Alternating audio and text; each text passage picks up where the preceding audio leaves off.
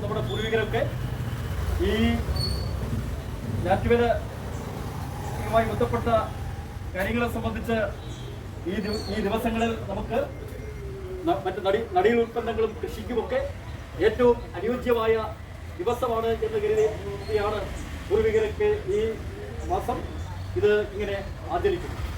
അപ്പോൾ നമുക്ക് ഈ ദിവസത്തെ സംബന്ധിച്ച് കർഷകർക്കിടയിൽ അവർക്ക് ഇതിനെപ്പറ്റി അറിവ് കൊടുക്കുന്നതിനും ഒക്കെ ഈ അവസരത്തിൽ പ്രയോജനം കിട്ടുകയാണ്.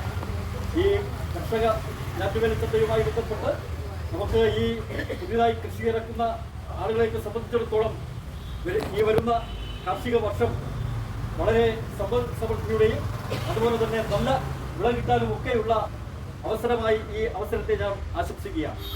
ഞാൻ ഈ അവസരത്തിൽ മറ്റ് ദീർഘമായ കാര്യങ്ങളെക്കുറിച്ചൊന്നും കടന്നു പോകുവാൻ ആഗ്രഹിക്കുന്നില്ല.